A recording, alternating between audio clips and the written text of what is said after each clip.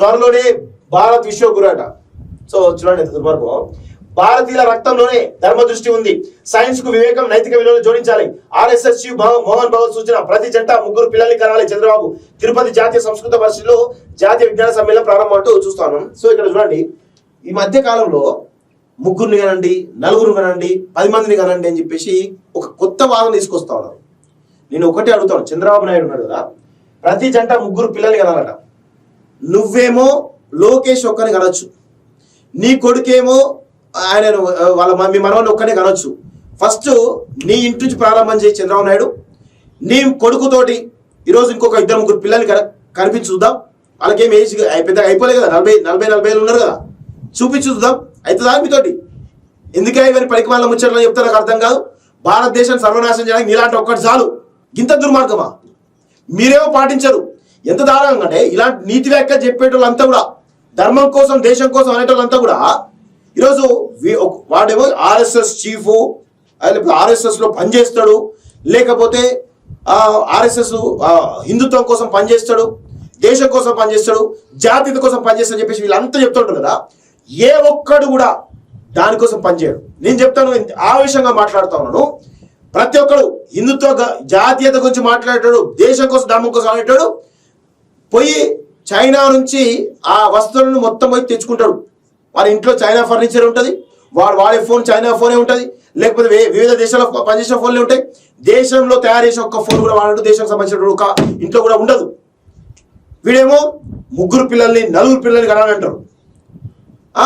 వాడు వాడు వాడు కానీ మాత్రం ఒక్కొక్క పిల్లలు 2 పిల్లలు అంటాడు. గిట్లా నీతి వ్యాఖ్యలు చెప్తా ఉంటారు. అసలు మన దేశంలో విద్య మన దేశంలో చదవాలని చెప్పేసి అంటూ ఉంటారు. కానీ వాళ్ళ పిల్లలు మాత్రం అమెరికాలో, అక్కడ ఇక్కడ క్రిస్టియన్ దేశాలలో, ముస్లిం దేశాల్లో చదువుతూ బిజినెస్ చేస్తూ ఉంటారు. ఇది జరుగుతున్నటువంటి పరిస్థితి. ఏ ఒక్కడు కూడా ఆర్ఎస్ఎస్ చీఫ్ మోహన్ భగవత్తో మొదలు పెట్టుకుంటే, మోడీతో మొదలు పెట్టుకుంటే, అమిత్ షా మొదలు పెట్టుకుంటే ఎవడు కూడా ఏ ఒక్కడు కూడా చెప్పే విషయాలు పాటించాడు కాక పాటించాడు. వీళ్ళు ఏంటంటే ఇక్కడ ఉన్నటువంటి బీసీ, ఎస్సీ, ఎస్టీలను వాళ్ళ జీవితాలు నాశనం చేయడానికే వీళ్ళు ఒక పంతాన్ని ఎంచుకుంటా ఉంటారు. వాళ్ళను ఒక మానసికమైనటువంటి స్థితిలోకి నెట్టవేయబడి వాళ్ళను ఒక హిందుత్వం అనేటువంటి ఒక ఉన్మాదంతో వైపు నడిపించేటువంటి ప్రయత్నం చేస్తా ఉన్నాం. నేను హిందుత్వం గురించి మాట్లాడుతున్నాను, ఇక్కడ నేను కూడా హిందువునే, కానీ ఇక్కడ చెప్తున్నాను ఒక రకమైన మూస ధోరణికి తీసుకుపోయే ప్రయత్నం బలంగా చేస్తా ఉన్నాం.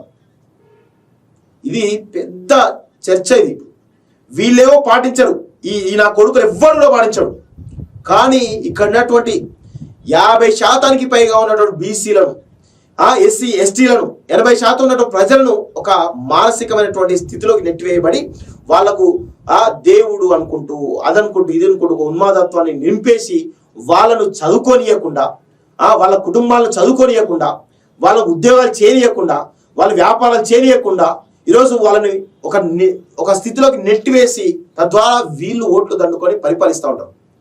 నేను మోహన్ భగవత్ను కానీ, మోహన్ భగవత్ పిల్లలు ఎవరైతే ఉన్నారో, మోహన్ భగవత్ చెప్తా ఉన్నాడు కదా, ఎక్కువ మంది పిల్లలు కనాలని చెప్తా ఉన్నాడు కదా, వాళ్ళ మనవాళ్ళు కొడుకులు వాళ్ళతో కనిపించడం చూద్దాం. ఒక్కొక్కరు 10 మంది కనిపించడం చూద్దాం. అయితే వాళ్ళతోటి చంద్రబాబు నాయుడు కదా, ఇప్పుడు లోకేష్ భార్య ఉంది కదా, వాళ్ళతో కనీసం ఒక 4 కనమని చూడండి, చెప్తాం. చేస్తారా? ఎందుకే ఇవన్నీ పనికి వాళ్ళ ముచ్చట్లని మాట్లాడుతూ ఉంటారు? నాకు అర్థం కాదు. ప్రజలు మోసం చేయడం తప్ప, ప్రజలు డైవర్ట్ చేయడం తప్ప. ఫస్ట్ నీకు బుద్ధి ఉంటే నువ్వు సీఎం కదా, అక్కడ ఉన్నటువంటి ఎడ్యుకేషన్, అదేవిధంగా హెల్త్ డిపార్ట్మెంట్ కాపాడు. ఫస్ట్ వాటికి సంబంధించినటువంటి సంస్కరణలు చేయి, ప్రజలను అందరినీ కూడా చదివించే ప్రయత్నం చేయి. అది కదా నువ్వు చేసేటువంటి దమ్ము, నీ నాయకత్వానికి దమ్ము ఏందని అక్కడ చూపించు. అంతేగాని పనికి మాలిన ముచ్చట్టు 3 కనాలి, 4 కనాలి, 5 కనాలి, మీరు మాత్రం కనరు, వేరే వాళ్ళు మాత్రం కనమని చెప్తారు. సిగ్గుండాలి కొంచెమైనా మాట్లాడడానికి. నాకు అప్పుడప్పుడు వీళ్ళని చూస్తూ ఉంటే ఎంత దారుణంగా అంటే అసలు వీళ్ళు చెప్పే మాటలకి చేసే చేష్టలకి పొంతనే ఉండదు. ప్రతి ఒక్కడు అదే. ప్రజలు డైవర్ట్ చేయడానికి ఎంత దారుణాలు చేస్తారు. ఇప్పుడు ఇందులో ఉన్న కొంతమంది ప్రజల కోసం పూజలు చేస్తూ ఉంటారు. వీళ్ళకి ఎవరికి కూడా దేశభక్తి ఉండదు, దైవభక్తి ఉండదు. కానీ ప్రజలు చూడాలని చెప్పేసి కాషాయ కాండ వేసి దండం పెట్టి పూజలు, యాగాలు చేస్తూ ఏదేదో చేస్తూ ఉంటారు. వీళ్ళకి నిజంగా ఎవరికి కూడా దేవుడు అంటే నిజంగా నమ్మకం లేదు. నిజంగా శ్రీరాముడు ఇప్పుడు బతికి ఉండి ఉంటే వీళ్ళ యొక్క చేష్టలు చూసి ఆత్మహత్య చేసుకునేవాడు. యువతే దేశానికి చోదక శక్తి, యువతే దేశానికి మీ శక్తి అనాలి తప్ప ఏం లేదు. ఎందుకంటే యువతను మొత్తం కూడా ఒక ఉన్మాదంలోకి నెట్టి వేస్తున్నారు మీరు నిజంగా. వాళ్ళని చదువుకొని ఏంటారా నాయన అంటే చదువుకొనియకుండా ఉన్మాదంలోకి నెట్టి వేసి వాళ్ళకి చదువు లేకుండా, సంధ్య లేకుండా, జాబ్ లేకుండా వాళ్ళని ఘోరాతి ఘోరంగా తయారు చేస్తున్నారు మీరైతే నిజంగా. మా అయ్య పేరు బరాబర్ చెప్పుకుంటా గంతే, అదే నీ బతుకంతే కదా, బరాబర్ నీ అయ్య పేరు చెప్పుకే బతుకుతావు, అంతకు మించి ఏముంటది నీకు? నీ క్రెడిబిలిటీ ఏముంటది?